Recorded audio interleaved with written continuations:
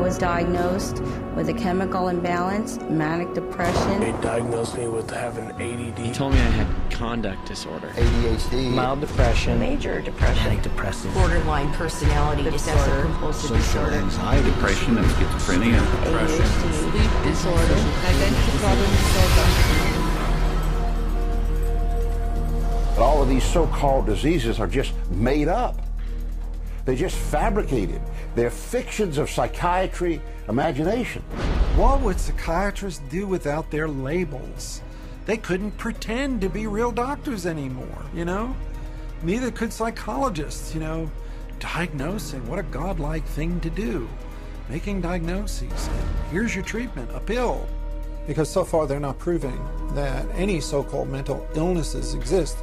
These are labels, and that's all they are. Но без доказательств у вас не может быть авторитета.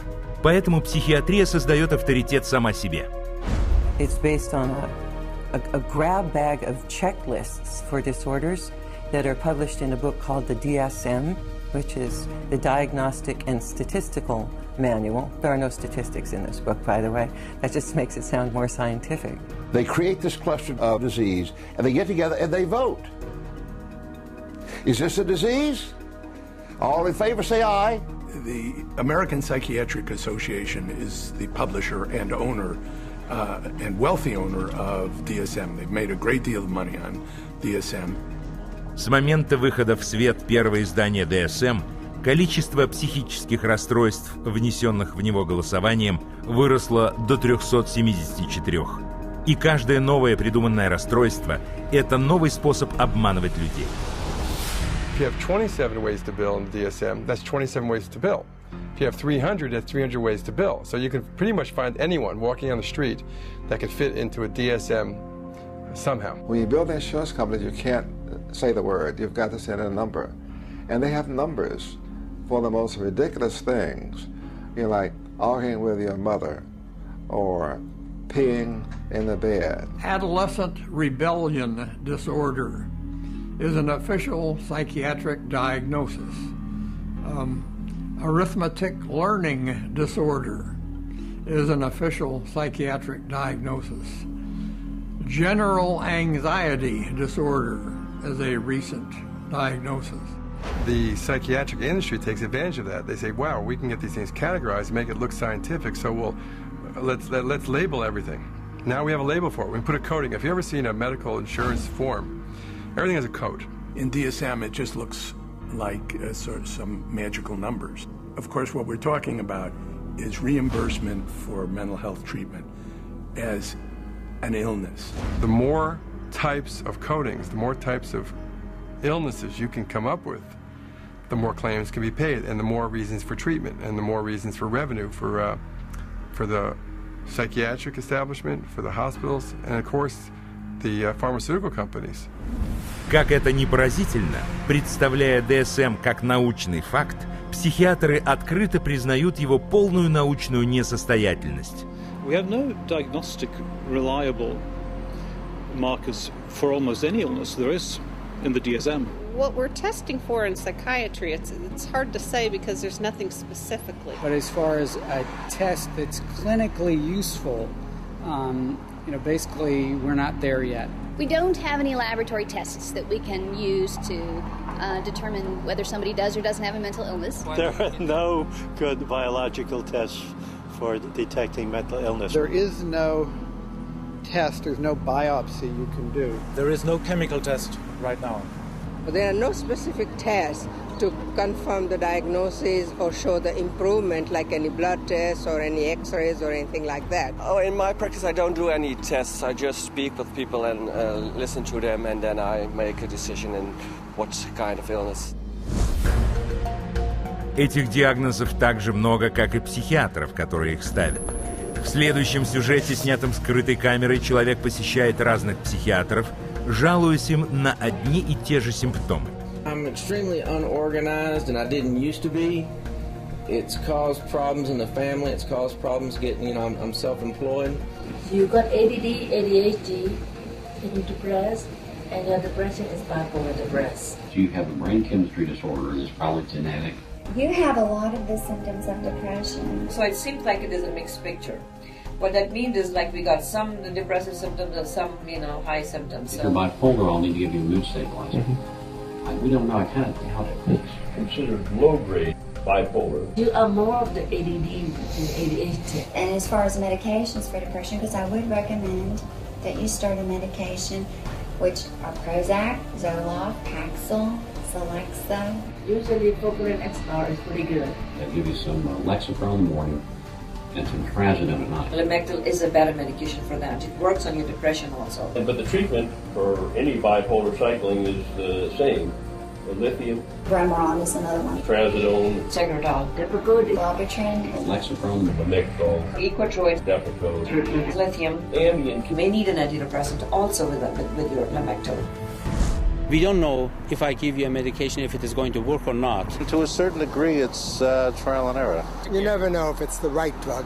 How many people have I cured? Well, there are no real cures right now in psychiatry. I have cured none of my patients. We're always challenged by our lack of knowledge. I mean, in fact, we don't know what the causes of mental illness are. Most mental illnesses, we do not know the cause. Of course, it would be nice to know exact reasons of disorders, but maybe in the future. I'm the Director of Research at the American Psychiatric Association. We don't know the etiology of really any of the mental disorders at the present time.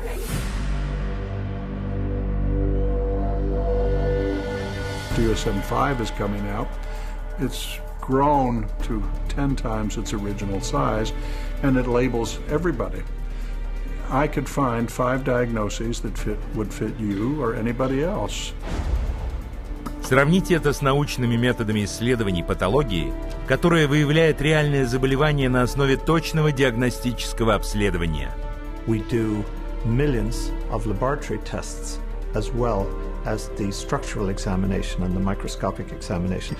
It's a whole series of applied scientific procedures. In the case of psychiatry, there isn't any laboratory tool that can precisely identify a psychiatric disease and allow it to be classified. It's not as if there's some study of tissue or some study of the body or some study of matter. These are all categories which are made up. They're simply made up. They don't exist in nature. They're decided upon by psychiatrists and voted on. Но выгоду от ДСМ получают не только психиатры. Где психиатрические диагнозы, там и психиатрические препараты.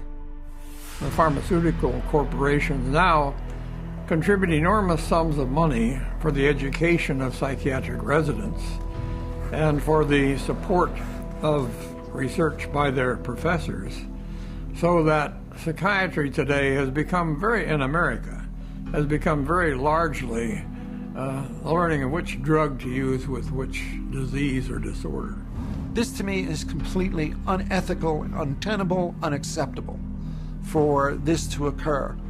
The web of money is all over the place.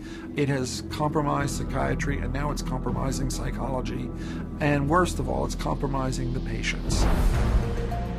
В 2006 году в ходе расследования было выявлено, что 56% психиатров, решающих, какие еще расстройства нужно включить в ДСМ, имели финансовые связи как минимум с одной фармацевтической компанией.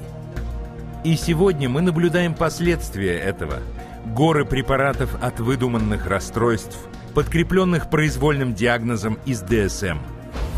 The fact that it is couched in the language of science, without necessarily having any of the scientific data or underpinnings to justify it, is as threatening as anything we've seen today.